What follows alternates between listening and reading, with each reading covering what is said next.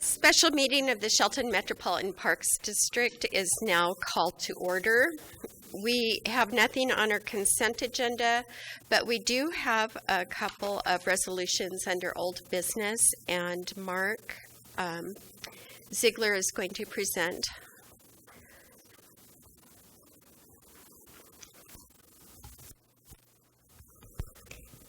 Thank you, Commissioners. I believe we hearing open for this because we're adopting the resolutions for the ad valorem tax for the Metropolitan Park District. And I'll just give you a little briefing on that.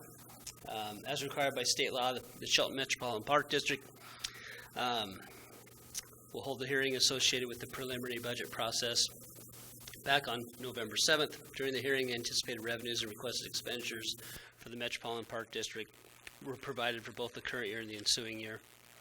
The 2017 ad valorem property tax levy public hearing is part of this. The district population exceeds 10,000, so the limit, the cap on that levy is a full 1% increase for ad valorem property tax. This increase is limited to the lesser of 1% or the implicit price deflator, IPD, a measure of inflation, which this year is 0.953%. However, the full 1% increase can still be levied if a substantial need resolution is passed. This resolution is also in your packet. In addition, the ad valorem resolution levy certification must be submitted and approved by the Park Board and to the county auditor by November 30th, 2016. Staff is recommending a reading and acceptance of resolution number 17-1116, increasing the ad valorem taxes in the Metropolitan Park District for the calendar year 2017, and resolution number 18-116, declaring a substantial need for increasing ad valorem taxes for the SMPD for calendar year 2017, and placing both of these resolutions on the consent agenda for the 28th of November with the second reading. Okay. So we have another Park District meeting on November 28th, or We're on? Schedule a special meeting at that point if you want to do the second reading, yes, of these resolutions. Okay. Do we also have a December 5th meeting? We have a December 5th meeting that is in line with the budget. Okay. So our approved budget, yes, but we can't approve these resolutions on the December 5th meeting, unfortunately, because they have to be in the county by November 30th. So we have a timeline restriction. We pulled these from the agenda last week. Otherwise, we'd be in the same calendar as the city's budget process and the ad valorem tax resolutions. But we had some cleanup to do on these last week, so we had to push them back a week. Therefore, we'll have a short meeting for a second reading next week, the 28th as well, for a district meeting. Okay. All right. If the commission chose to, or the district chose to do so, you could have a first reading and final reading of the resolutions tonight. Resolutions only take one reading, so you could do that. It would be the pleasure of the board. Okay. Okay. So, and please clarify for me, is there public comment on this? Is it a public meeting, public hearing? The public hearing was held the 2nd, okay, and then we just removed it to make a couple little changes that we had came to our attention that we needed to change some of the numbers that were in the resolutions. Okay, so at this point, I will ask the other board members if you've reviewed the resolutions, and if you have any comments or questions. I have. And I have no problem in doing a first and second reading on these tonight. We've talked about it in a couple of meetings, I believe. So So I would make a motion that we pass these resolutions 17-1116. Now, do we need a reading first? Okay, another reading. Mark did a beautiful job with that.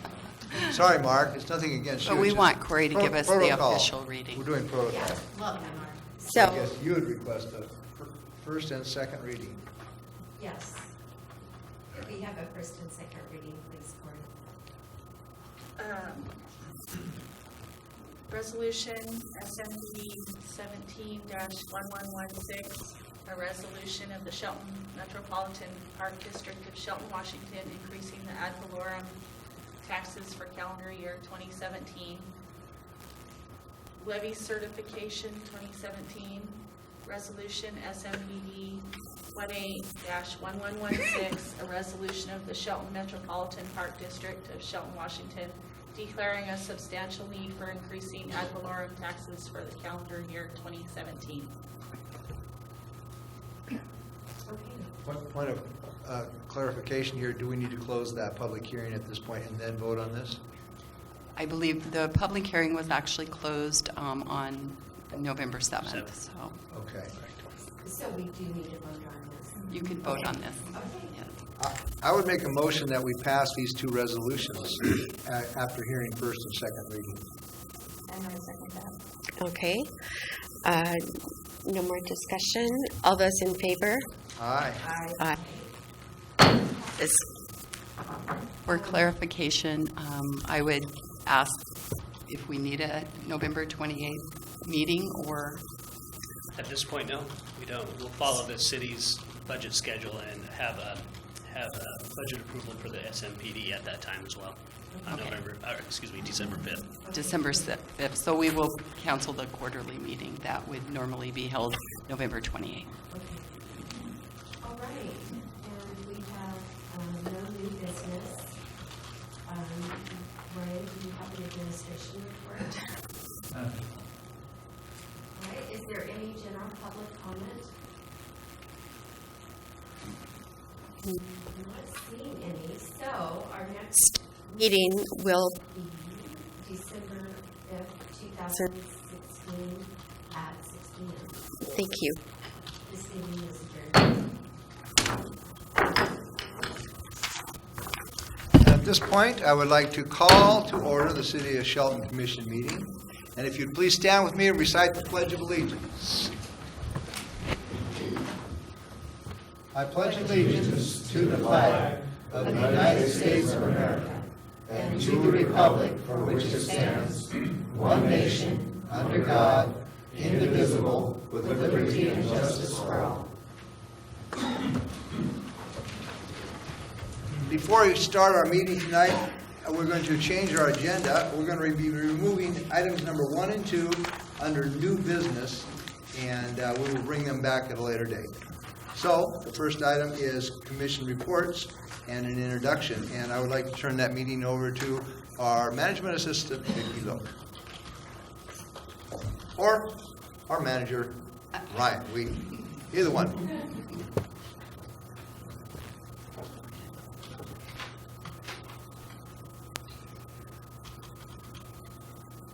Or I could do it. Sorry for the break. We're going to let our Commissioner of Finance make this introduction. Oh, All right. was it written here? Oh, sorry. We'll pass the honor along. Okay. We are, Nola, would you like to stand? Okay, Nola is. Yes. We're excited to introduce our new finance director, Nola Vaughn Newday. Very good. Okay. Nola comes from us from Lacey Fire District 3, where she's worked for 29 years. Over the last decade, she served as their finance director. Nola holds a Bachelor of Science degree in Business Administration and a Master of Arts degree in Organization Leadership. We're happy that Nola is joining our team. Her first day of work is scheduled for December 12th. Welcome. Thank you. Very excited to have you. Thank you. Very excited to have you. Make sure you shake her hand. Why not? Thank you. All right, next is our weekly commission reports, and Commissioner Moore. Did you have something? Actually, not too much because I think this is a busy week for everyone. I had a meeting today. I was asked to attend the county briefing with Department of Commerce and Lynn Longan, so I was there this afternoon. Tomorrow I have a meeting with Ryan, and that is it for the week. All right, thank you. Commissioner McDowell? I was pretty quiet. Tuesday I have my Board of Health, and Tuesday also I have a meeting with Ryan. That's my week. All right, and Wednesday, I will be traveling to Olympia with our interim Public Works Director and our city manager to talk to the Department of Transportation about seeing if we can't get an extension on our pear orchard project. And so sometimes things don't all fall into place on the right schedule of time and money, and we are going to go and have a conversation and see if we can't get some extra time on that project. So that concludes our weekly commission reports. Next is a general public comment, and this is an opportunity to come and speak for 3 minutes about things that you're concerned about. And so, Vicki, do we have somebody signed in for that? We do. Heidi McCutcheon has signed up for general public comment. Good evening, Mayor, Commissioners. Heidi McCutcheon, 123 East Fairfield Court, Shelton. First, I want to commend you on taking many difficult steps over the past several weeks. We've learned much about the state of the city, and you've been asked to address many different issues. And I want you to know how much I appreciate the grace with which you have exhibited as these things have surfaced, and that you have addressed those issues head on. I know it's not a simple task. Tonight's agenda reflects even more items that need to be addressed. And I ask that you take a fiscally conservative approach as you move forward. I know it's not simple to walk away from some of these projects, and some of them have moved to a different night's agenda, but one project we've been holding on to for nearly a decade, and another has been considered for just a few short months. You're being asked to direct the city staff to define the priorities for your citizens and for your taxpayers. I ask that you consider the responsibility of what you are elected to do to represent your constituents. We have begun to see our economy weave itself together, but we're not yet fully recovered. Houses are being built, businesses are opening, people are working, but we are just now making our way onto stable ground. As such, I ask that you do not saddle this community with more debt, more projects, or more things that would make sense in a perfect world, but that will add very real cost to citizens and the taxpayers of Shelton. I believe that each of us have had to make tough decisions, not based solely on what we would like to do, but on what we must do. There have been many things that I have wanted that I simply could not afford. It is not a simple decision to make, nor is it a desirable situation to be in, but it is something that must be done. I wish you continued success as you keep striving to turn the city around. Thank you. Thank you.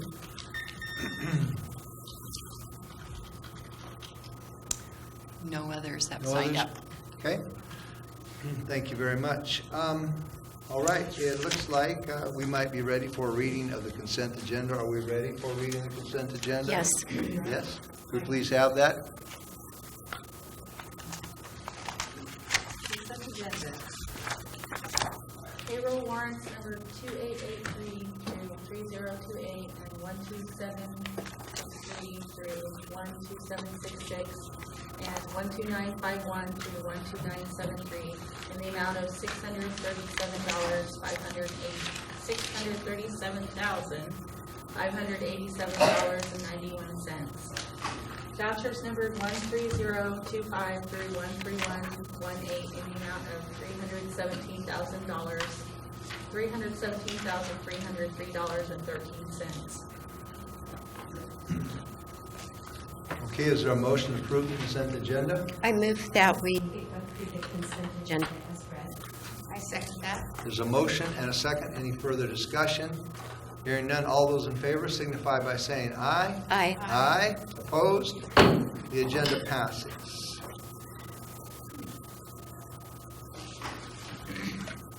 Next, under our action agenda, we're going to have a report there from our acting Public Works Director, Craig Gregory.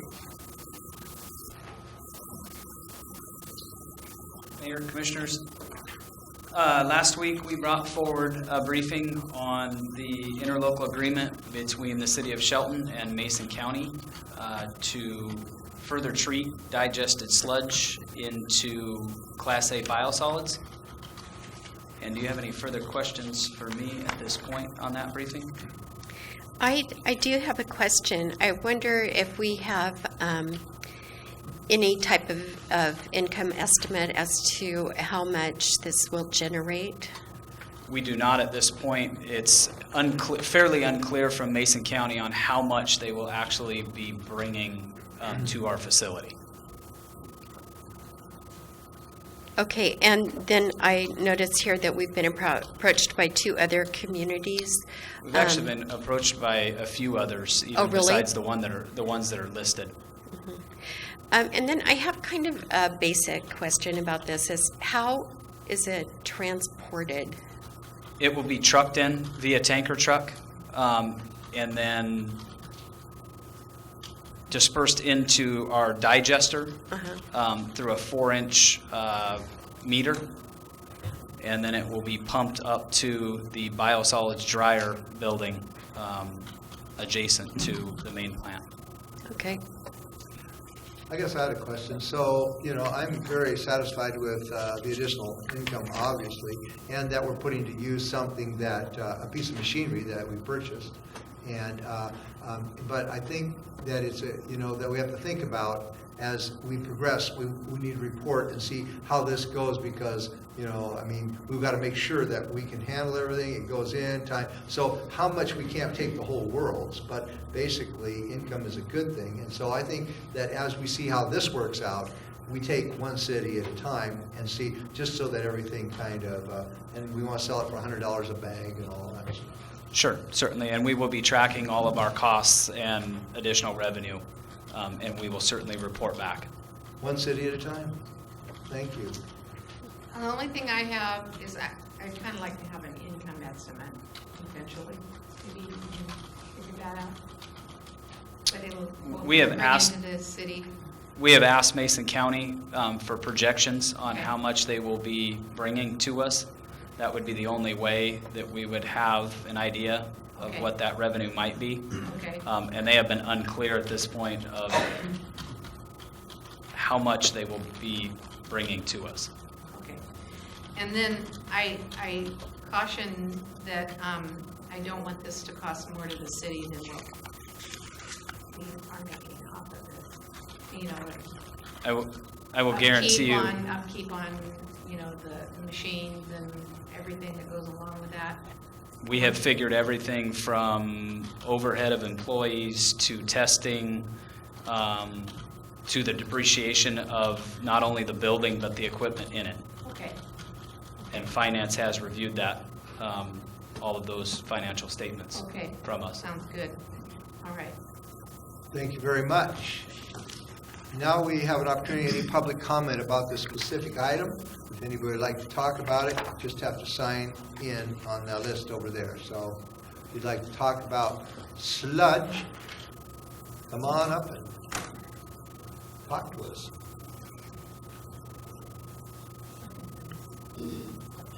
Sludge? Sludge? Yeah.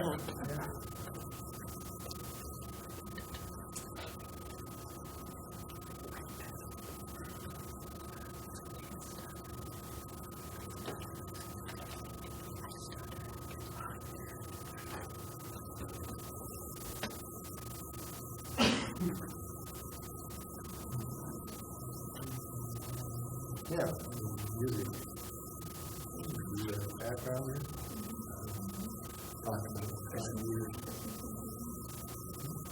Make a motion. Jacob Higgins would like to speak to the commission. All right, and just state your name for the record then. Jacob Ryan Higgins, formerly of 404 Laurel Street, Shelton. Okay. Now, I was just a little bit confused in the sense that they say they have everything figured out, including the projected cost of the depreciation of the machinery, how much it would cost to have it trucked in, and yet we don't have an income estimate. Now, what I'm wondering is it possible to defer this action until we have an estimate from whoever we would need to get it from? And that's just about it. Okay, thank you for your comment. Anyone else? Okay, so, having heard everything, would I entertain a motion to pass this?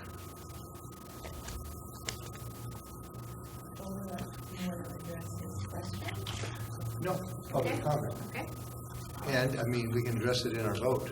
right, okay. Well, I have, I feel comfortable, enough confidence in Craig and his group to know that there'll be some money coming into the city on this project. And that our machines and our trucks and our men and whoever's in the department, it would be good. So I like the idea. I want to talk to the young gentleman if I could for a second. One thing, how they generate that we're not going to lose money is they have a price per pound. And so they have determined how much a price per pound, this is my interpretation, is going to cost the city. So it really doesn't matter if they give us 100 pounds or 1,000 pounds. The profit will be based upon what it costs them to manufacture. And usually we don't have these discussions, we have public comment and we think about it. But I believe that it's a price per pound that they have shown that they can make a profit that way. So that's why I feel comfortable doing this. And again, 1 year from now, if those numbers don't add up, if we're losing money in any way on something, we will adjust that or cancel that. So, sometimes you got to jump out a little bit. So I feel comfortable that we are doing the right thing. So that's just kind of my comments to your question on that. Okay. And so I guess I'm still entertaining a motion. Did you make it? Yes, I do. I'm ready to make a motion on this. I just would I'll make it as part of the motion. I recommend that the commission place the interlocal agreement with Mason County on the consent agenda for November 21st, 2016, and authorize the commission to sign the ILA when returned by the county. I also would like to make as part of this motion that we get quarterly updates, at least at the beginning, for the actual revenue that we will be receiving as part of this deal. Second? Okay, sounds good to me. There's a motion and a second. All those in favor signify by saying aye. Aye. Opposed? Motion passes. Next is, you are up again, my friend. Craig Gregory is going to talk to us about some snow and ice. Last week, we brought forward a snow and ice removal plan that we have been functioning under for upwards of a couple of decades. I don't think we've ever officially formalized how we do snow removal, and at this point, we would like to move forward with formalizing so that the commission and the citizens of Shelton are clear on how we do snow removal in the event of a storm. Do you have any questions for me on this one? Is Railroad on that list? Railroad Avenue on that list? It wasn't in the journal. It's on the map. Okay. There are 3 different zones Okay. within And those it's in the maps. On the map. On that one. Okay. Correct. All right. I have no questions or comments. No, I would just say that I thought it was very clear, and I really appreciate having the maps so that when we were asked questions, we can answer those questions. And so, do we need a motion to place this on the consent agenda? We do, but we usually let any public comment come in at this time. So if there's any public comment on this action item, feel free to come forward, just sign in. If anyone has anything they'd like to say, seeing no one do that, I would entertain a motion to place this on the consent agenda, I guess, if that's what we're going to do with this. Okay, I move that the commission place the snow and ice removal plan on the consent agenda for the November 21st, 2016 commission meeting. Is there a second? You wanted it on the consent agenda, the 21st? Oh, well, this says a motion. Yeah, so I'm asking for a motion, so I'm sorry, but I guess we're not placing this on the consent agenda. It looks like we're just asking for, right? Yeah, no consent agenda. Oh, You're free okay. to vote on this. Right. We're free to vote on this, Yeah. Okay. Okay, so do I need to change my motion? I do. Probably. Okay, here we go again. I move that we approve the snow and ice removal plan presented at tonight's meeting. And I second that. There's a motion and a second to approve the snow and ice removal plan. Any further discussion? Let's see here. None. So all those in favor signify by saying aye. Aye. Opposed? The snow and ice plan passes. Now, under old business, we are going to talk about, turn the meeting over to our manager, Ryan Wheaton. He's going to talk to us about the Simpson Railroad and Roundhouse options. Thank you, Mayor and Commissioners. We're back to discuss and hopefully get a resolution on, or a vote for what you'd like staff to work on with regard to the Simpson Roundhouse and Railroad. The options that are in front of you, 1 through 5, have not changed from when they were brought forward 2 weeks ago. The only thing that we have added as a staff recommendation is that the city staff would like to recommend that you move forward with option 4, which is to decline the roundhouse and move to accept the rail and convert that to a trail. This item has been taken very seriously from staff. I think that it's important to note that staff have a very strong sense of the history that the privately held railroad has for town. And not only that, but sympathy for the fact that it is one of the few remaining roundhouses in this region. With that in mind, staff at the leadership team level, director level, strongly considered 3 things when we looked at what the recommendation would be. And those 3 things were cost, risk, and return on investment. For the 5 options that are brought forward, we separated out the option 5, which was to accept nothing. For us, we've heard from you that you are interested in the railroad because it provides some benefits for opening up the entry to town and providing the railroad corridor with interesting options moving forward. With the other 4, 1 through 4, options 1 through 3 potentially have a high cost depending on who's going to be involved with that. Option 4, converting to a trail, is comparatively low compared to the others. When we looked at risk, there is risk in a number of areas for the city, regardless of who would take on the roundhouse and who would take on a project to develop some sort of rail business. The risk likely resides with the city if it takes those 2 options. And we don't take that lightly considering the current financial situation we're in. And we also look back historically at other things that the city has been given. So last week we heard from members of the Mason County Historical Society about Holly, which was another item that was given to us with regard to the Simpson Railroad, and heard discussion that there may be some concern about how we're maintaining that. That's something that we took into consideration. We also have streets in town that were given to us from other entities. So Olympic Highway North and Alder, that is another asset that we can look at in terms of what the risk is if we aren't able to maintain that up to the standards that people in town have set.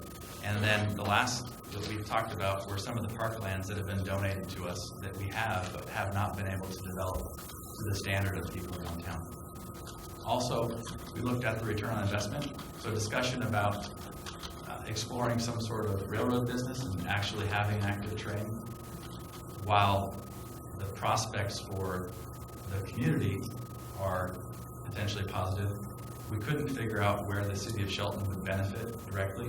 If something developed out at Mill 5 and that railroad were to be used, likely possibility is that it could just pass right through town, creating some traffic issues and not giving the same benefit from what we had historically when Simpson operated in both locations. So with all those things together, like I mentioned, we do respect the history that the privately held railroad and roundhouse had for this community. And I think that it's important to note that we also listened a couple weeks ago when we had a number of people come from out of town and talk to us, and people from town that came and spoke at the meeting. So those things were taken into consideration. But the recommendation that staff are bringing forward tonight is that you move forward with option 4, which is to decline the roundhouse, accept the rail, and then convert that to a trail that the community can use in the future. Thank you for your report. This is an action item, and so this is open to, I believe, some public comment. So if someone's here that wants to talk about this specific issue, now is your opportunity. So you would just come and sign in, and we'll give an opportunity to those that are here.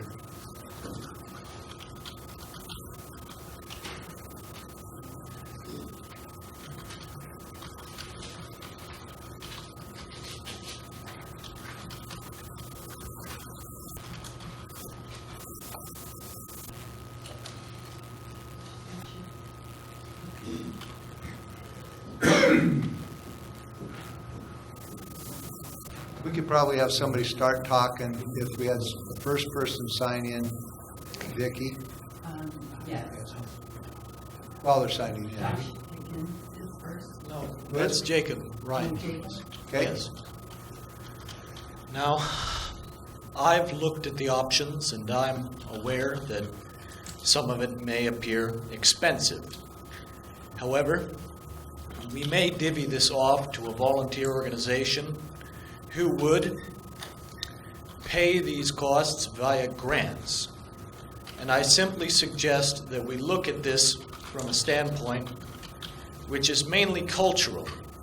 Shelton is a unique town in which it grew with the railway like many others did.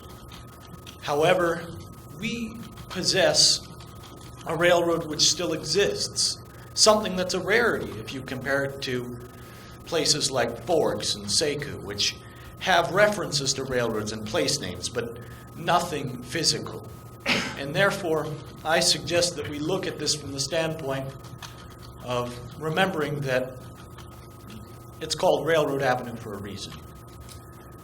I suggest that we keep in mind what we will be leaving to our children in terms of museums and learning experiences when we move forward on this. And that's just about all I have to say. Appreciate your comments.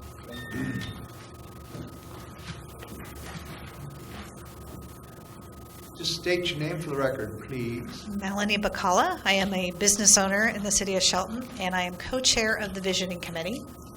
And as you know, the Downtown Visioning Advisory Committee has been meeting for almost a year. The street diet has been implemented, and we're looking forward to an analysis of the feedback we've been receiving. At our October and November meetings, we were joined by KPG Consultants, who you have contracted to complete the railroad corridor study. And this group has been tasked at looking at the 1.8-mile stretch between 101 and First Street and evaluating possible options for roadway and other improvements.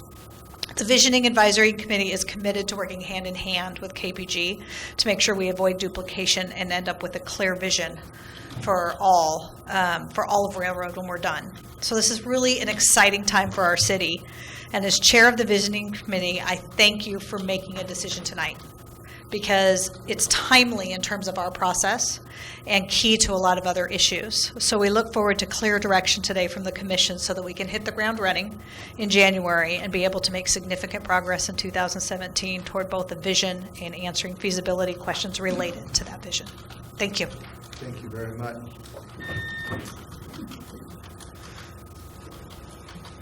Josh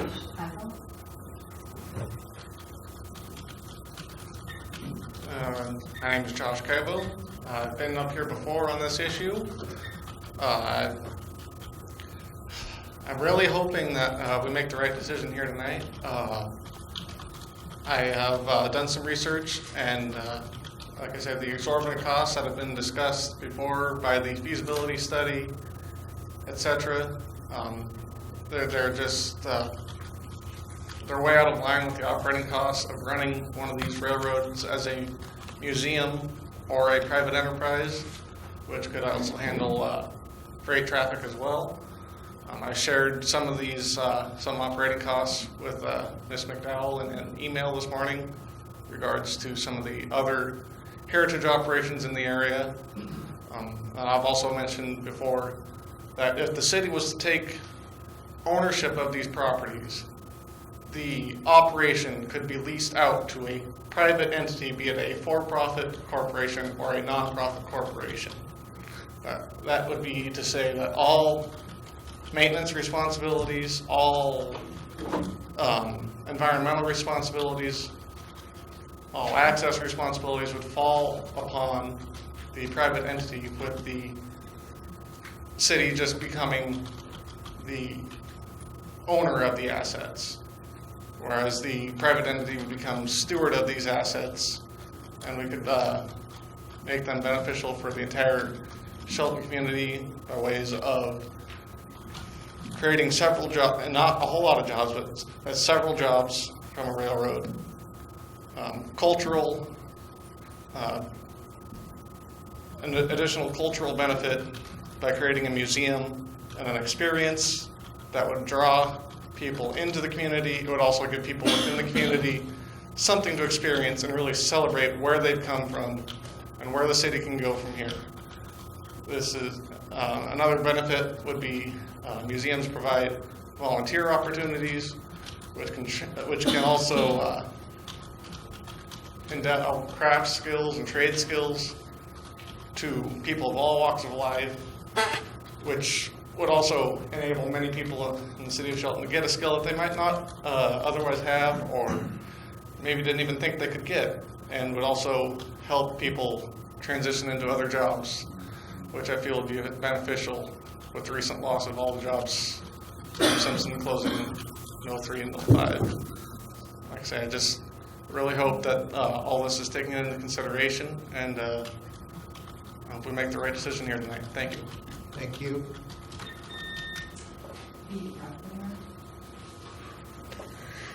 Well, I think Josh said it all. But, State your name for the record, please. Pete Replinger. I think Josh said it all. I don't know where he came to that $28 million figure, but we had a retired federal railway inspector come from California. He looked at the line, and it would pass just pretty much the way it is. It's a Class 2 railroad, which means operations up at 25 miles an hour. So I don't. This, to me, would be the only chance that Shelton could be a true tourist destination area. If the two of these don't pass, I don't think there's anything else happening to ever determine that. So, anyway. Oh, then one member's already bought 2 coaches, another member's bought another 2 coaches. Plus, he said he spent $200,000 on the project, and anyway, that's all I have. Thank you. Mike Olson.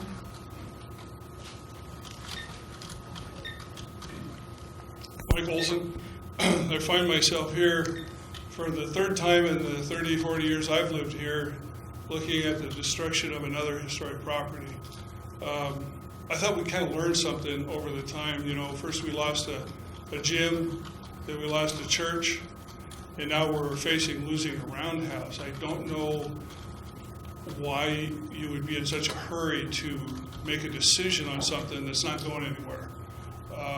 I haven't been privy to all the meetings and the discussions, but is there a timeline that we have to decide on the roundhouse without further study? I think that Tracy has been doing this all by ourselves with very little help from any other entities that could actually form a group to look at some of these things. Besides the county, the state, the chamber, EDC, the port, it benefits everybody in the community. And I just think that we're going to be short-sighted once again if we don't take this roundhouse and mothball it for a couple of years or a year or something to give us some more time on this. There's a groundswell, a group of people that will, come together and work on this. But I think if you make a decision this quick on the roundhouse, that it won't take SPI long to knock it down. And it's a valuable piece of history. I'm sure you've been aware that there's only a couple of them active on the West Coast. I think that alone would bring some people to Shelton if we were able to hold on to that for a little while longer, work with the Navy for access, SPI. I just feel it's just a shame for the community to lose another really unique asset that there aren't that many around. I find myself, again, like I said, I worked hard along with Tracy to save the old gym, and once again, it was always about cost-benefit analysis. You didn't take into it the heart of what it is. Same with the Catholic Church. We had a group that was going to work to buy that and restore it. And again, the decision was made on a financial basis alone. So I would just urge you to hold off on the roundhouse. The rails kind of separated out. A trail would be fine. I'm not an issue with that. But I really would urge you to not make a decision that would end up tearing that roundhouse down. I don't know why you couldn't sit on it for a year. I'm sure our risk assessment management team could handle that for a year. There's already no access to it, so I don't see the high risk there with leaving it alone. And give us some time to put something together and try to save that building. Thanks. Thank you for your comments. Is that it? That's it. All right. We thank you very much for your comments. And at this time, I would ask my fellow commissioners if they have any words that they would like to share. Mayor at this time. Franz, I do have 2 letters that I would like to read into the record. Go ahead. All right. The first letter is submitted by Marilyn Vogler, and it's in regard to the decision on the rails in the roundhouse. There is simply too little known and too few potential stakeholders yet to be heard from to proceed with a decision at this time. That limits future possibilities. We haven't heard from SPI about access options, from the Chamber about tourism potential, from the Historic Preservation Board. We don't know what Simpson folks hoped for when they agreed to make a gift of the roundhouse to the city, or whether they would have ensured access if they knew there would be such a problem. We don't know why the city planning zoning folks allowed boundary changes that made for a landlocked property. And we don't know why there is such a push now to have it over and done with. On the other hand, I realize there is a need to keep moving forward, so I would suggest this. Accept the rail line. After all, we are in the process of spending economic revitalization grant dollars for a plan to develop the Railroad Avenue corridor. As the consultants on this grant develop their plan, work with them to determine a best use for the rails/land. One option for tracks is for a group called the Rail Riders to operate a pedal car excursion operation through the city. It seems to me this needs to be explored further, as it would bring folks to Shelton as tourists. Possibly a commercial freight line and excursion train/diner experience. Perhaps conversion to a trail. And accept the roundhouse and simply let it sit a while. Even a few years is possible, I gather, while funding and details are worked out. If nothing can be, it can be released to SPI in future for demolition or whatever. The staff recommendation for option 4, the rail to trail conversion, includes the comment that costs for option 4 are comparatively low. The immediate out-of-pocket cost may be low, but the long-term cost and the loss of a historic landmark, the loss of potential museum and major tourist draw, the loss of a significant piece of Shelton's history are huge. The next letter I have is from Sierra Pacific Industries. And from their community relations manager, Lisa Perry. And it's to Ryan, Mr. Wheaton. And it says, thank you for the opportunity to clarify Sierra Pacific Industries' SPI position on the Roundhouse property. Below is a summary of the issues I have outlined in several conversations with city staff and officials. On the north side, we have added a fabrication shop, which, while it adds an additional 20 to 25 full-time jobs to the original estimate, also requires movement of large machinery and raw materials as well as storage needs. The west side of the parcel is adjacent to the road area that empties from the bridge across Goldsboro Creek for traffic. Once in full production, the log truck traffic will be 250 trucks, 500 trips per day, driving within 10 feet of the building. This number does not include chip, lumber, and other delivery trucks, which could easily bring the number up to 350. The east side is adjacent to an active railroad tracks owned by Puget Sound Rail. It is my understanding that the Navy has an easement into perpetuity on these tracks. The property adjacent to the south side of the roundhouse includes a well house, the pump house, and main connections for the fire suppression system and utilities. In several meetings with the commissioners and staff, I have voiced concern that I was unable to envision a way to make the roundhouse accessible to the public. I can definitely state that the above constraints prohibit us from donating any additional property to help provide access. We have not made a final decision on our option on the roundhouse property itself, but it is clear from the above that we are pressed for space.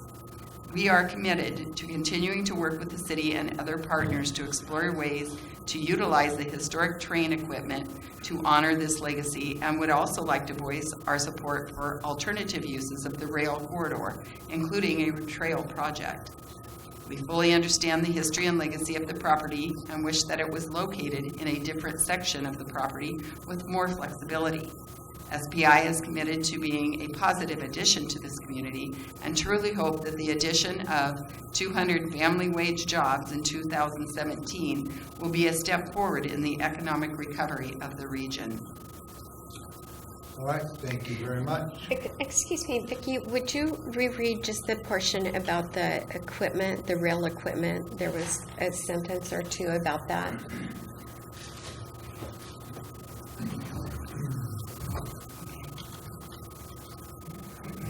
We are committed to continuing to work with the city and other partners to explore ways to utilize the historic train equipment to honor this legacy.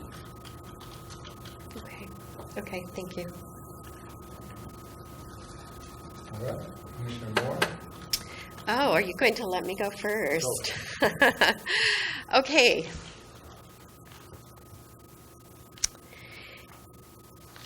As a background to this, many of you know that originally I asked for the roundhouse and the rails when we found that those properties were going to be held out of the sale to Sierra Pacific. And at that time, there was an agreement from Simpson to do that, as Sierra Pacific wasn't necessarily interested in those properties anyway. At the same time is when we approached Sierra Pacific to ask for the historic rail equipment that we were just referring to. So I ran into some issues in that I had a charge from Sierra Pacific, or from Simpson, to come up with a logical plan for the use of those properties. The City Commission voted in favor of pursuing this. Let's see what we can do with this. And so time has gone by, and it's taken quite a bit of time to nail down the direction that we were asked to go on this. And we are at a spot now where we have adequate support, and we have a number of potential uses identified, as well as funders, as well as plans.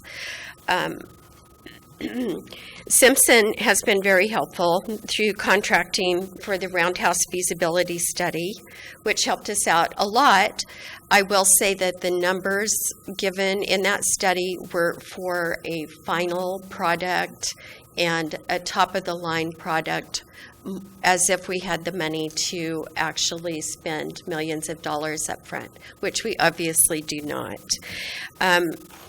Dave McEntee of Simpson also put me in contact with Sue Dowie of the Foss Waterway Project, who has extensive experience with private public partnerships. And so she has come down and toured the site and was extremely positive about the potential. She isn't interested in coming out of retirement and working on it, but she was definitely full of ideas, excited by the potential in the unique situation that we have there, and had suggested several other uses for the Roundhouse that would include the museum, but also as a venue for special occasions. The very first time that we had a joint meeting with Sierra Pacific and folks from the state, funding agencies from the state. They came down, and to be fair, Lisa Perry did at that time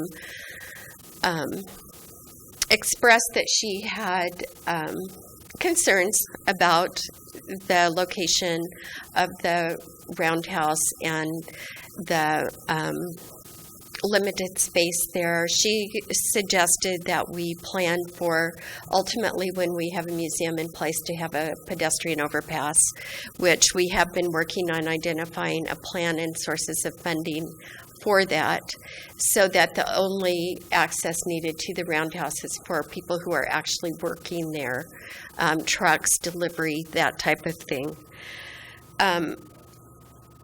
So through this process, it seems like the encroachments on the Roundhouse have become greater. Initially, we were in discussion and had planned to use the dispatch office as a part of the museum project. Well, we were told that that's the only location for the utilities, so we were given a few days to get the stuff out of the house. That was initially we were going to move it, but then through the process of removing it, we were told that there was lead paint and then there was asbestos, and so we were just able to pull a few things out. And I'm grateful for that. We got some valuable artifacts, and the plan is to build another replica of that elsewhere so that it is not encroaching on SPI's business. So this is just kind of background. Recently, it has become clear as Sierra Pacific is expanding on the original uses that they had identified for their permitting, that the encroachment to the Roundhouse has become even greater. So rather than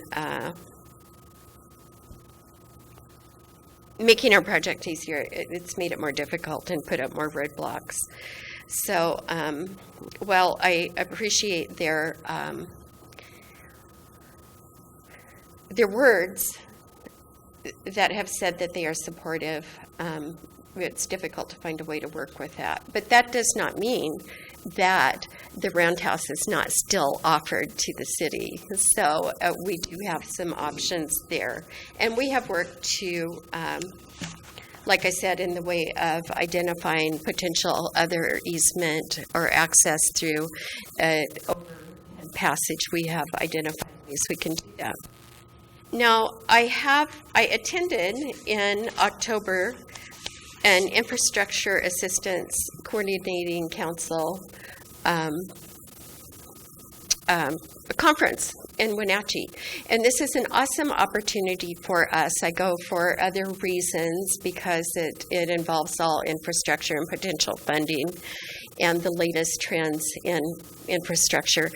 But at the most recent meeting, I had an opportunity to give a presentation regarding this potential project and trying to get the feel of, is this a project that the state and federal funders would find a viable project, or would they say, no, you're not going to get funding for that.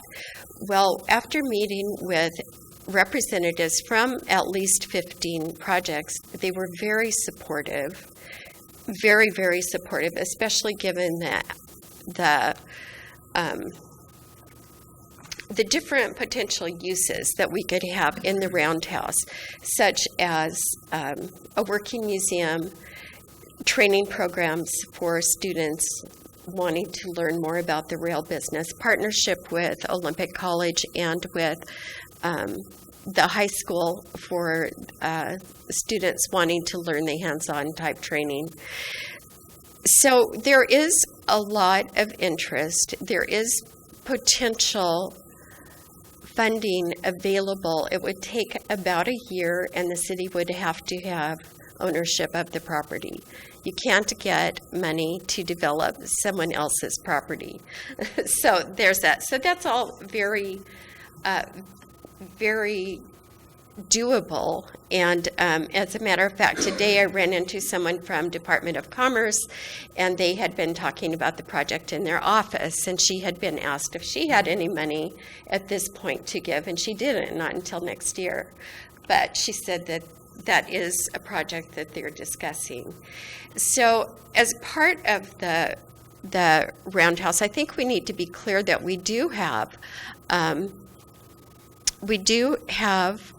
at least one operator, and basically, as I'm hearing, two operators that are willing to come in, take over the Roundhouse and the rails, who have experience running trains, running freight, running excursion trains, and they are not scared off by this. They believe that this could be a very valuable asset, not only to the city of Shelton, Mason County, but to Washington State, because we have so many other tourism rail museums that are viable and running. So this could be a nexus for tourism throughout the United States to come to Washington State and visit this rail nexus.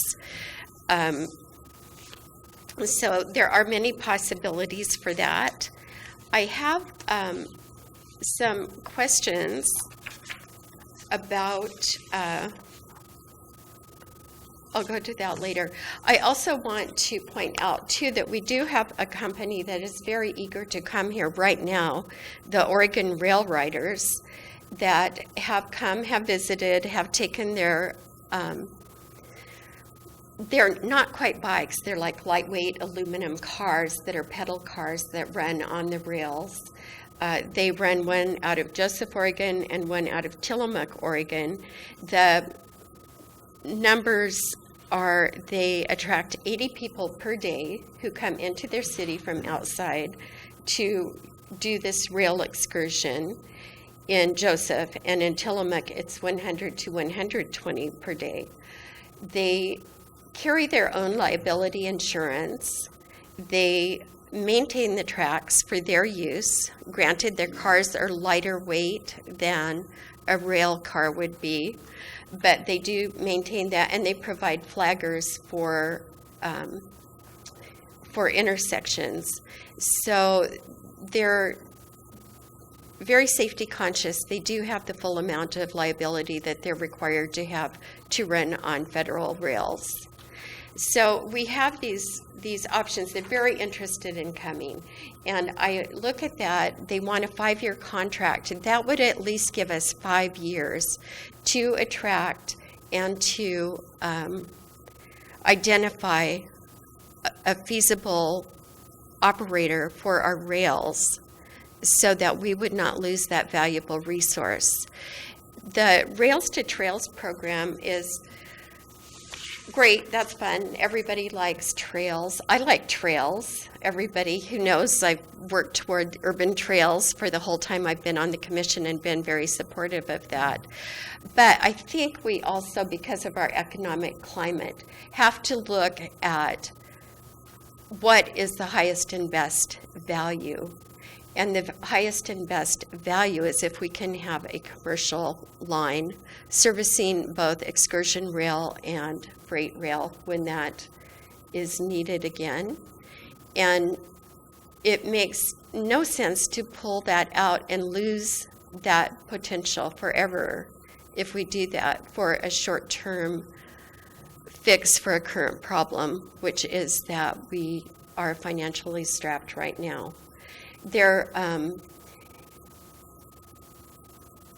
This doesn't require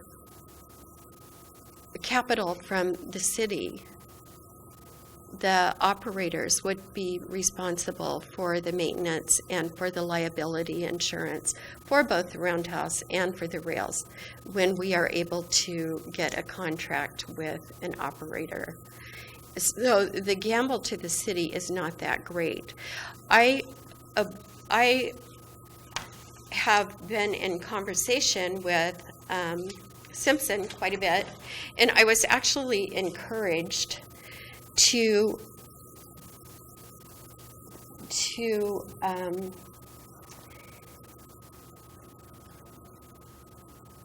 for our commission to accept the roundhouse with no plans of investing money in it in the near future.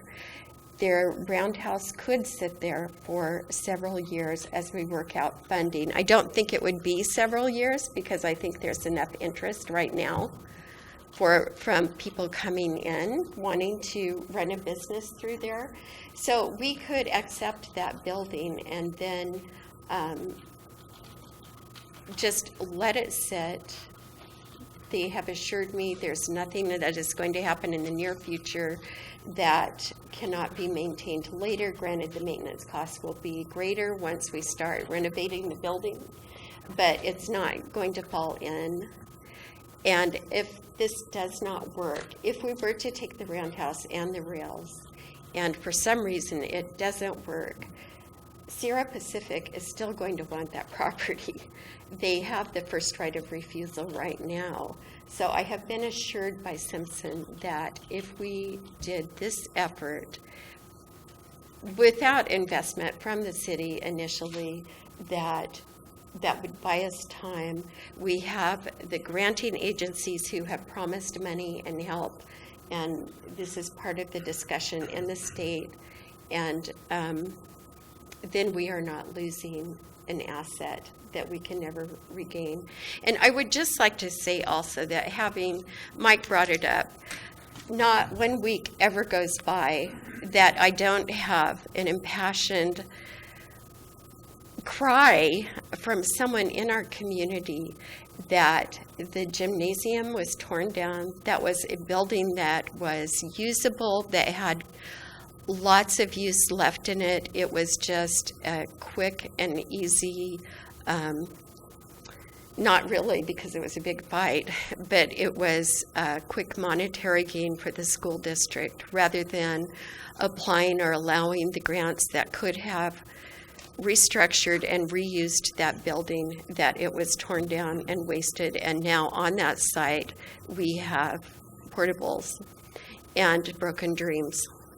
And we could have an historic building there with lots of years left and lots of value. And I'm probably forgetting to say lots of things. I'm very passionate about this. I would like to say also, though, Ryan, in that our packet, that there is one figure. The figures all seem a little high to me too, but what is it, 4? Oh, it's a 4. Under option 3, the figure is given potential for $5.3 million in rail upgrades within the city limits, and that I was given the numbers from the last unofficial inspection of the tracks, which was 2 years ago, that for the track improvements from inside the city to Mill 5 was $350,000 to $400,000 for all the improvements that were needed, and that included the rail a half mile of rail both sides, as well as over 1,000 ties. And so this number, it doesn't make sense at all. So I would be the first to admit that neither I nor anybody else at the City of Shelton is at all qualified to make railroad projections, because we do not have anybody on staff that's ever worked for a railroad. This, as mentioned here, we don't know what that option would look like. There are a variety of things that have been discussed, but we provided what was given to us by Simpson as the potential highest cost, and that was $500 a foot for upgraded to common carrier status. So it could be a range. At this point, if it were $300,000, I think that the recommendation for staff would be the same. I think that we've learned over the last few months to really, really check the numbers when we're making decisions. And so I just wanted to point out that I don't believe that number is correct. And I think that the difference between 300 or 450,000 and 5.3 million is a large enough difference that we should narrow that down and really look at that if we're being given those numbers to make a decision based on. We would if we had some direction, but we don't know what that option would be. And so in absence of giving some false information, we have provided what we noted would be the potential for that. But like I said, without knowing what the plan would be, it was very difficult for us to cost that out. Mm-hmm. Okay. That's all I have for right now. All right, thank you very much, Commissioner Moore. Well, I will speak about this subject. And I would love to keep the roundhouse, but I will recommend that we do not. And I'll tell you why. Maybe if we didn't owe the amount of money we owe, maybe I saw a report today that the city of Shelton in 2007 had projected a population of 1,700 or 17,000 people, and we have 10,000 people. So maybe if we had actually had that growth, something like this would be probably easier.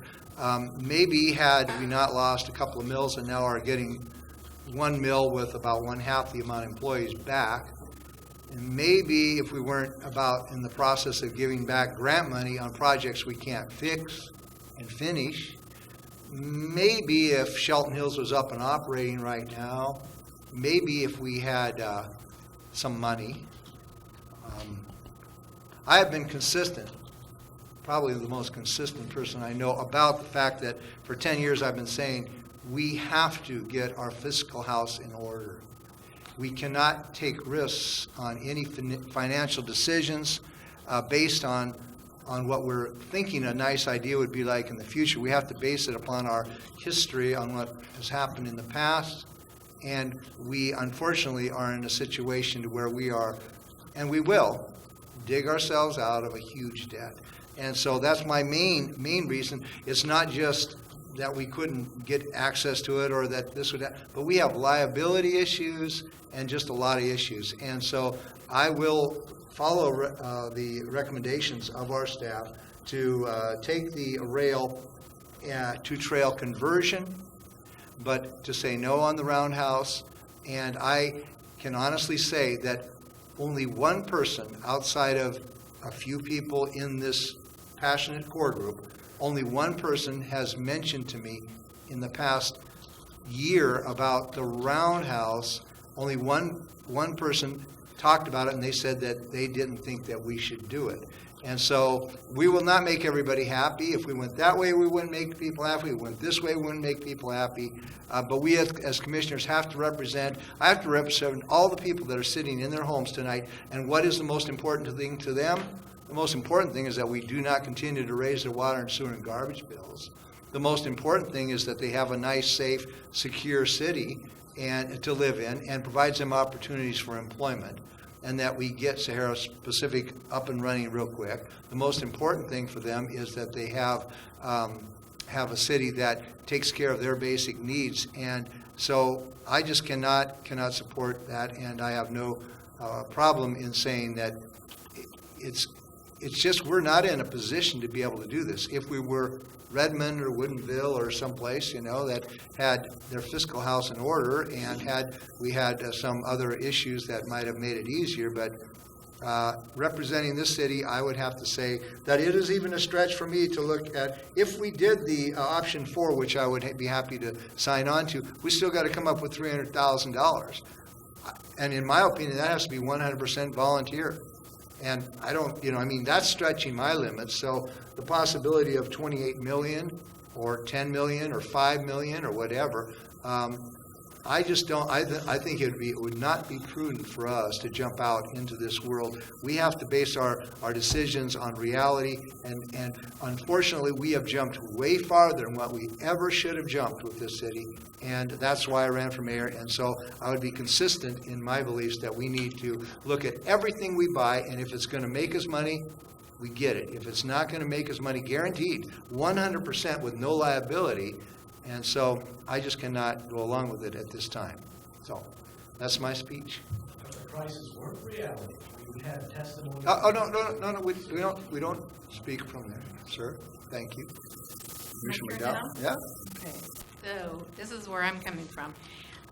I grew up in Shelton, and I remember the roundhouse, going there at school field trips and watching the trains go in and turning around, and it was so exciting, and explaining how it worked, and it was just a really cool thing. It really was. It's part of Shelton's history. If this was not an inconvenience to Sierra Pacific, I would really like to see it, hold on to it for a year or two to see it. Absolutely, there isn't anything we can do to keep it. If Sierra Pacific said that's fine, you can hang on to it and exhaust all the possibilities. When all possibilities are exhausted, then it comes back to decide whether it gets torn down or not. I got a suggestion from two very smart ladies. I won't name who they are, but they suggested if the roundhouse gets torn down, let's save the turntable. Place it someplace in the city that people can come and visit it, learn about the turntable itself. So I'm in the middle of the road whether I really want to keep the roundhouse or I want to get rid of it. It's not going to send any money to Shelton's economy. It's going to cost a lot of money, whoever takes this over, and Shelton's economy is not going to boom because we have a roundhouse. The rails, there is an entity that is going to be hard to deal with as far as keeping the rails. I can't name that entity right now, but it's going to be a bugaboo with them to get the rails in order for a train or whatever to run. It's a big, huge expense to redo those rails and have whatever, a train or those little rail car things that you go on. There's going to be some governmental issues with that, keeping the railroad tracks. So what I am suggesting tonight, I would like to see us hold on to the roundhouse a little bit longer, see if anything can come of it. I do suggest that to come up with $300,000 to dismantle the rails, that's a lot of money. So I think we ought to sit on that for a while, see what happens there. And the government entities that's involved in the rail can come forward and just really lay it out that this is going to be the issue that we're dealing with. But at this point, I have a gut feeling just to hang on to the roundhouse a little bit longer. All right. And I've talked to a lot of people. And Gary said, absolutely, I don't think that I have had anybody in the city limits or in Mason County come begging to keep the roundhouse. So the plea there the plea is not here to keep the roundhouse. But I am at this point not ready quite to get rid of it until SPI or another government entity or the Navy says we can't cross the tracks at any expense, whatever. Then I'll concede to that. But my gut feeling says hang on to the roundhouse a little bit longer. All right, so just 1 second. we've heard that we have an interest in hanging on to the roundhouse for a little bit longer. Okay? So what we have on there, is there an option then? We don't have that as an option. So would we have a friendly amendment or recommendation from staff on how we could proceed then at this time on it? What we're really looking for is some direction. So we are spending anywhere between 5 and 10 hours a week working on this now. I know it seems pretty minimal. So what we're hoping is that we can get some direction as to what you would like staff to do. And that could be that it looks different than one of these options. I will be the first to say that majority rules on this commission, and I will back whatever any two commissioners say and do, as I have in the past. And but we have to figure out, okay, what we're going to present to you for direction at this time. So I think, are we open for, is option 4 on, whether we do, option 4 is a definite, whether we keep the roundhouse or not. Is that a true statement? I mean, do we want to?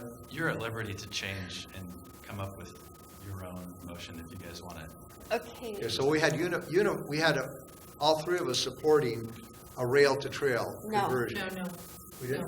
No, I don't want, at this point, I don't want the tracks Oh. pulled up immediately until we find out Right. what it would cost to maintain the tracks, what we could put on the tracks, you know. Okay, Stuff so like that. then we kind of got a mixed bag here. Because once we pull those tracks up, it's just like the Well, chocolate gym.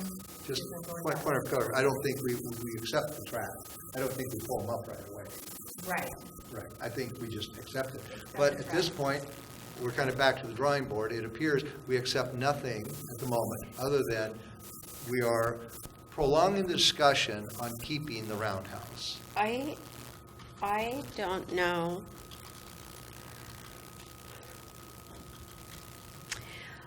I think actually Simpson is asking for a decision. I think if we accepted the roundhouse and accepted the rails at this point, we could decide what to do with them later. That would give us more opportunity to, and more potential for receiving funding if we owned the actual roundhouse and the rails. I believe that if we decided to bag it after a couple years, if it wasn't working out, that Sierra Pacific would probably happily take the roundhouse property from us for $1 or whatever. That property could convert back over to them. But in the meantime, we could work in good faith, continue to work in good faith with the different entities. One thing I am asking here is that we do not take any more staff time on this project. I think there will be staff time that will be involved in doing that. There will have to be to do the land transfers and all that, but I wish that Kathy and I could work together on a committee. It doesn't work. I would be willing to continue to work with the contacts, and maybe I could hand some of those off to you so that we can work together on that. I just feel like if we make a decision tonight on this, we may be sorry down the road. And it's just still not enough answers in the back of my brain to say a definite get rid of it. And that's where I'm coming from. I just don't feel comfortable. Okay? What I would like to do is, at this point, I think staff needs to have an opportunity to give some other options on exactly where we are and what we're doing, because we can speak to our manager about what we're feeling, and I think we need to we're not going to make a decision tonight. I think we need to table this and see if we can come up with, because we have a lot of ideas now, and one thing we have as a commission decided that we're putting this thing on hold right now. I don't know if we need to do that. Well, what do We could put it on hold forever and still be faced with this unknown, in that if we don't own the property and we haven't making that commitment. Staff is looking for direction.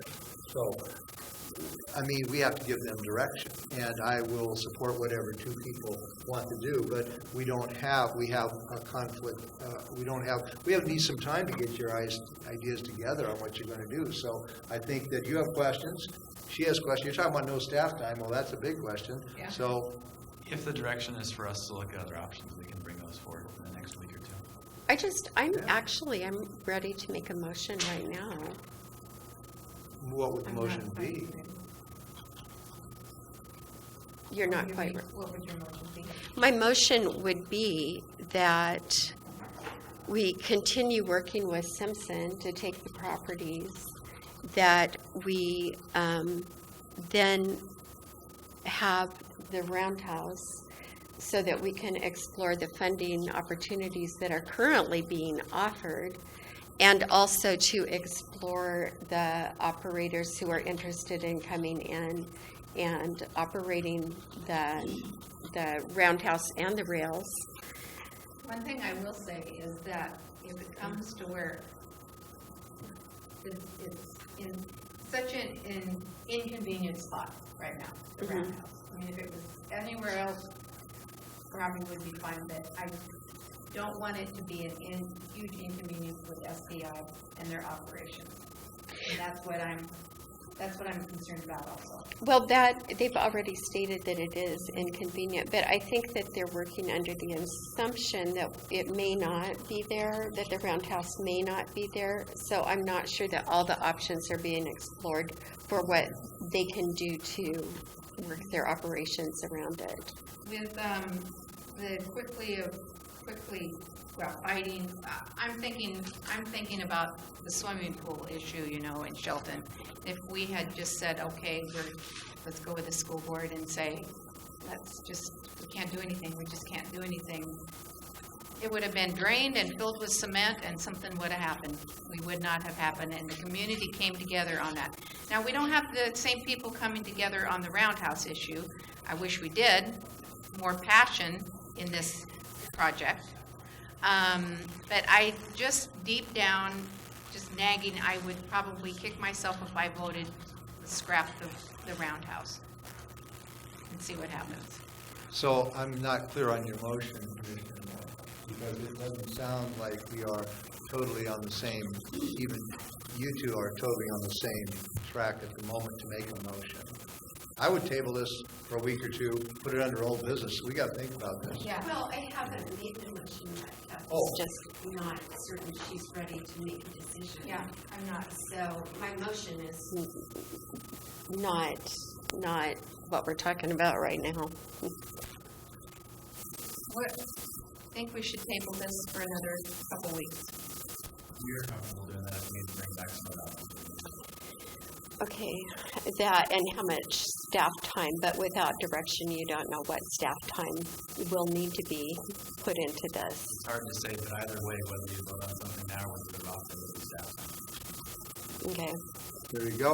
And I will respect the wishes of this commission.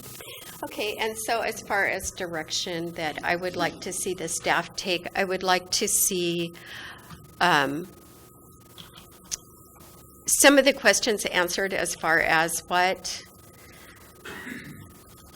what happens with the land transfer, if Sierra Pacific would be willing to still take a first right of refusal if we should decide not to do this, and also if they will work with us on getting access and getting, if not that, then if they have another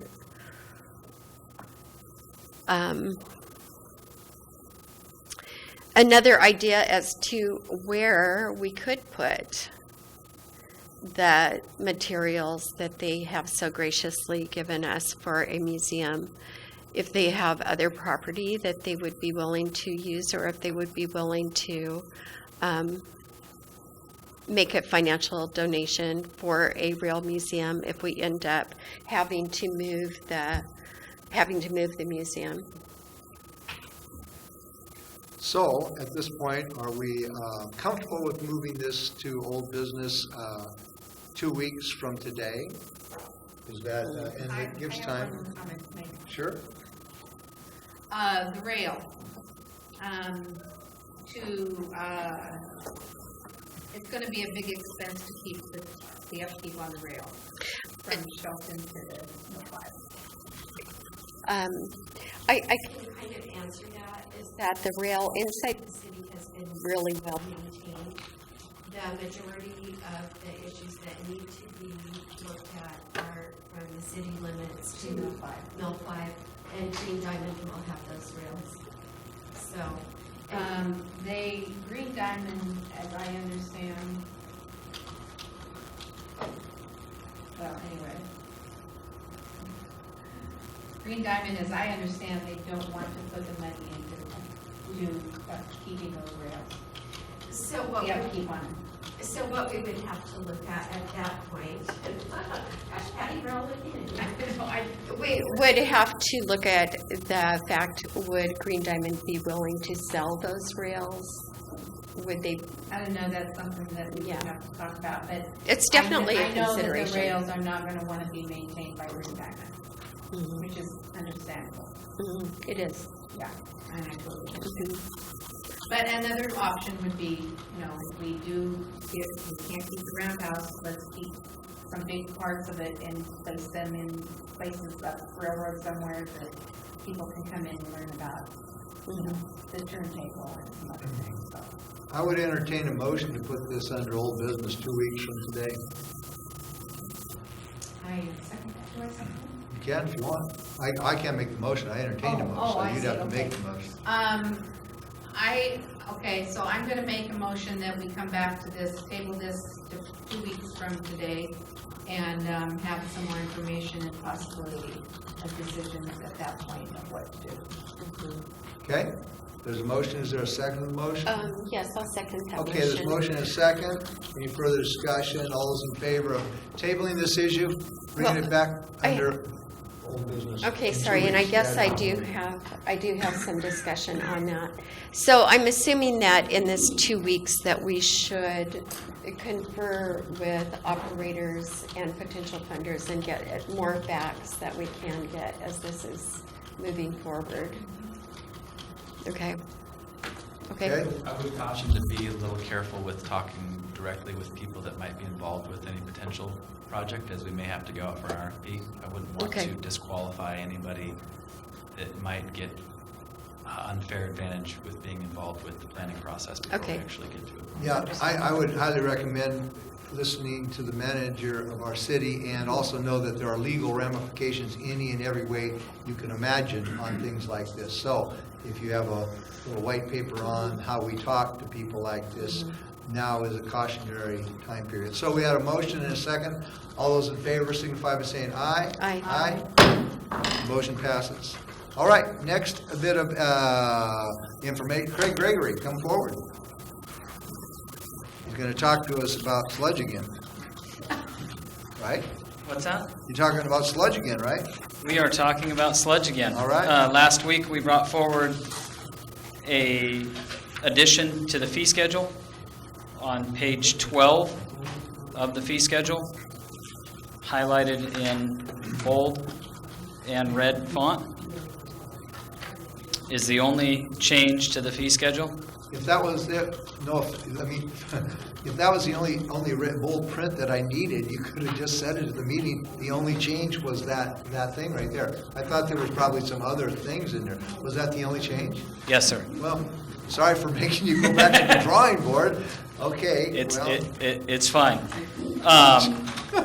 It's directly related to the ILA and the intake of digested sludge. And Mayor, you were correct earlier with your assessment of how we were calculating that. Thank you. Sometimes I'm right. You were right on this one. All right. So the only change was that 67 cents per dried pound of processed sludge. Okay, seeing as how we've done this once before, I guess at this point, if there's anybody from the public like to speak about sludge, now is your opportunity. You can write it down in your book or whatever, but I don't know that I see anybody jumping on this subject. So, at this point, any commissioners have anything they'd like to speak about, opinions? Oh, no. Okay, so I guess I would entertain a motion at this time. I ask, is there a motion in place? Tell me where, Well, we're on page 4, so I don't know. Okay, this We're is at the bottom about second the- under old business. this is about updating the fee schedule. Right, right. Right, okay. I move that the commission place resolution number 1095-1116, updating the city fee schedule on the action agenda for November 28th, 2016. I second that. There's a motion and a second to adopt this fee schedule, and any further discussion? Hearing none, all those in favor signify by saying aye. Aye. Opposed? Another sludge passes. I always like it when they throw in effluent, too. Effluent? No, this is just about sludge, and no effluent in this one. Okay, so at this point, it looks like Mark Ziegler is going to come up and talk to us about the rotating art gallery arts recommendation. Thank you, Mayor and Commissioners. It's once again time to present the commission with recommendations for the Shelton Civic Center Rotating Art Gallery. The Arts Commission called for artists with a deadline for artist submittals on November 11th, 2016. Received a number of entries. It says 2 because one was a group from Olympic College artists, so I'll explain that a little bit more. The Arts Commission met on November 16th to jury the work. I believe you have color photos in front of you, is that right? Do we all have the same photos? I'm not sure if there was more than one copy made, but. Okay. So you can review those as we go through. So tonight, the Arts Commission is presenting to you the recommended artists of Kimberly Wheeler, Pat Denny, Robin Patterson, Michael Eggers, and Paul Kucharik. With your approval to place these on the consent agenda for November 28th, the Arts Commission will have Is that Pat? installation. That is one of Pat Denny's Metal art multimedia. for metal. Yeah, exactly. Right. So as I mentioned, there's 3 artists that applied under a group, kind of a group artist from Olympic College Shelton through their welding program. And they're artists that went through the welding program, so you see some of the metal art in there that they produced. That's Kimberly Wheeler, Robin Patterson, and Pat Denny all have pieces that are products of that program up here at Olympic College that will fit quite nicely here in the Civic Center. Yeah. So again, with your approval on November 28th, the Arts Commission would have the work up by December 1st. And that work would be up to the end of February when we, again, would bring back more recommendations for placement in the rotating art gallery in the Civic Center. I concur. Nope, just have to concur. I Yeah, concur. very good. Yeah. Thank you Okay, so much. concur. Appreciate it. Thank you very much. Administration reports. One thing, we had discussed a couple weeks ago that we were waiting for the Transportation Improvement Board to announce the grantee awards for next year. The city of Shelton was not awarded the grant to work on the overpass at Walls, Nealon, and Highway 101. That was connected to the Shelton Hills project, and we were not awarded that, and we were informed of that yesterday, or excuse me, today. So can we apply, as soon as we have another project of that scale that would qualify under the TIP, can we apply? Or do we have to wait a set number of years before we can apply again? I don't know the exact answer. I believe we can apply next year. Okay. All right, is there any other administration final touches? Hearing none, our next meeting will be November 28th at 2 p.m. in the afternoon. This meeting is adjourned.